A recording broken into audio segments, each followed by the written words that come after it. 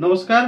ओडिशा एवं ओडिशावासी को एक बड़ झटका लगी आ झटका भी देइचंती किए ना केंद्र सरकार को भलिया झटका देइचंती आसंतु आलोचना करबा। MMDR mines mineral development and regulation amendment bill 2026 वर्तमान पार्लियामेंट रे पारित करा जायछि आउ राष्ट्रपति यार अनुमोदन करबा बाकी रही। जदि एभलिया बिल सतरे जदि पारित हो जाए तेबे सीधा सड़क यार प्रभाव खणी प्रभावित अंचल जो उन्नतिमूलक काम रही से बाधा प्राप्त सृष्टि हेब।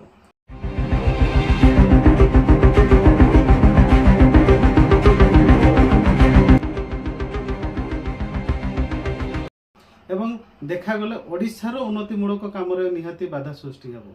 आपण मानक सहित निहाती आलोचना करबो। एई बिल कोन ना एई बिल बଳରେ ओडिशा सरकार जो निज हाथ में रखुले क्षमता ना कौन ओडिशा रे जेते भी बड़ बड़ जो खणी रही से टैक्स आदाय करुले आउ से टैक्स को DMF फंड द्वारा डिस्ट्रिक्ट मिनरल फंड बा खनिज प्रतिष्ठान पांठी को किसी अर्थ प्रदान करुले आउ से अर्थ सीधा सड़क जाई ग्राम गुड़िक खर्च होता किंबा खणी प्रभावित अंचल गुड़िक रास्ता घाट एवं पानीय जल स्वास्थ्य ये सब टंका खर्च होता। किंतु वर्तमान यही बिल पारित हेले सीधा सड़क क्षमता पड़ेब केंद्र सरकार हाथ में। सी ही चाहिए वर्तमान ओडिशार उन्नति हो पार नचेत हो पार ना से टंका को सीधा सड़क पूरा खणी ग्राम जो अच्छी प्रभावित ग्राम अच्छी सेठी पहुँची पार तो से टंका वर्तमान बड़ प्रश्न बाची हो जाइए। गोटे गोटे ग्राम गुड़िक पहुँची भी पारनी DMF टंकार जो तार उन्नतिमूलक काम हो पारनी। तो आपण मैंने जानी रखु एक तथ्य आधारित सूचना वर्तमान जदि ओडिशा रे जदि आदाय करा जिवो खणी अंचल जी भी टैक्स आदाय करा जिवो 1 लाख कोटी टंका आदाय हो पार जहाँ वर्तमान जदि बिल पारित हो जाइए सीधा सड़क से 1 लाख कोटी टंका केंद्र सरकार हाथ को पड़ेगा। सी जहाँ चाहिए सी हम वर्तमान।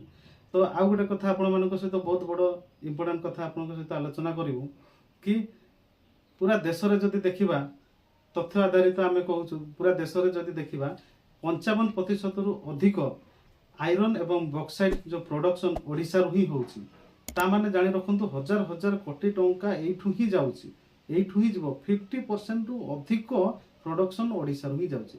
किंतु वर्तमान क्षमता ओडिशा सरकार पाखरे हाथ में रहिबो नै से सब केंद्र सरकार पाखरे रहिबो।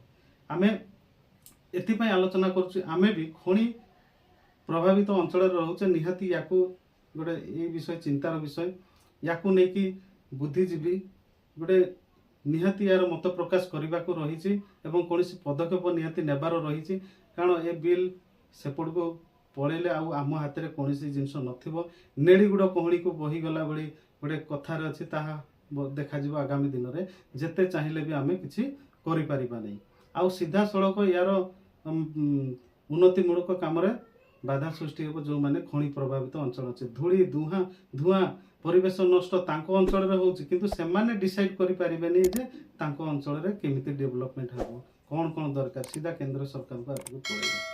तो निहाती ए वीडियो आपण माने देखिथिबे जे निहाती याकु नै कि आपण मानकर मत कौन रही निहाती कमेंट्स माध्यम रे जणाइबे एवं याकु नै कि किपरि आगामी दिन रे एक सचेतन वार्ता करा जाय परबो निहाती आपण माने कमेंट्स माध्यम रे जणाइबे। धन्यवाद। नमस्कार।